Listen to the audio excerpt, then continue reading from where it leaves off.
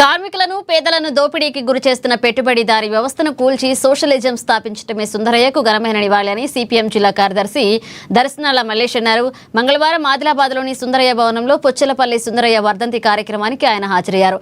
దేశంలో పెరుగుతున్న ఆర్థిక అసమానతలు, నిరుద్యోగం, మహిళలపై దాడులు, అలాగే కులమత విద్వేషాలకు పెట్టుబడిదారీ వ్యవస్థే కారణమన్నారు. ఈ దోపిడీ వ్యవస్థను అంతం చేసి సోషలిజం సమసమాజ స్థాపన కోసం యువత, కార్మిక వర్గం పోరాటాలకు సిద్ధం కావాలన్నారు.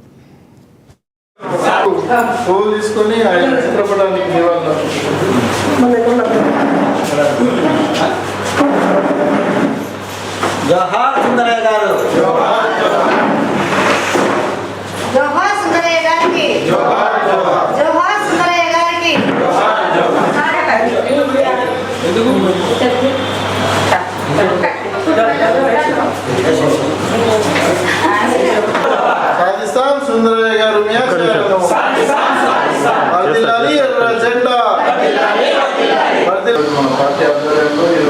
భారత కమ్యూనిస్టు పార్టీ, మార్క్సిస్ట్, సిపిఐఎం నిర్మాత, దక్షిణ భారతదేశంలోనే కమ్యూనిస్టు ఉద్యమానికి నిర్మాణం చేసి తెలంగాణ రైతాంగ సాయుధ పోరాటానికి నాయకత్వం వహించి తెలంగాణను విముక్తి చేసినటువంటి గొప్ప నాయకుడు.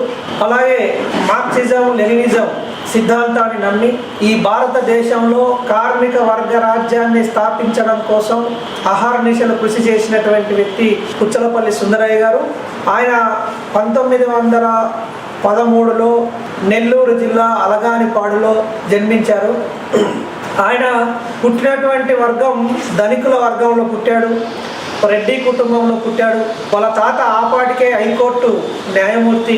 అట్లాంటి కుటుంబంలో జన్మించినటువంటి పుచ్చలపల్లి సుందరయ్య గారు అతి చిన్న వయసులోనే తను ఇంటర్మీడియట్ చదువుతున్నటువంటి కాలంలోనే చదువుకు స్వస్తి పలికి స్వతంత్ర పోరాటం జరుగుతున్నటువంటి సమయంలో స్వతంత్ర పోరాటంలో దూకాడు. ఉప్పు సత్యాగ్రహం జరుగుతున్నటువంటి క్రమంలో ఉప్పు సత్యాగ్రహ కార్యక్రమంలో పాల్గొనడము, అట్లనే బ్రిటిషు పన్నులు విధిస్తున్నటువంటి సమయంలో పన్నులకు వ్యతిరేకంగా పోరాటం చేసినటువంటి వ్యక్తి. అతి చిన్న వయసులో జైలుకు కూడా వెళ్ళడం జరిగింది. తదనంతరం కమ్యూనిస్టు పార్టీకి ఆకర్షితులై గాంధీతో విభేదించి కమ్యూనిస్టు పార్టీ నాయకుడిగా అవతారం ఎత్తి కమ్యూనిస్టు పార్టీని నిర్మాణం చేసినటువంటి వ్యక్తి.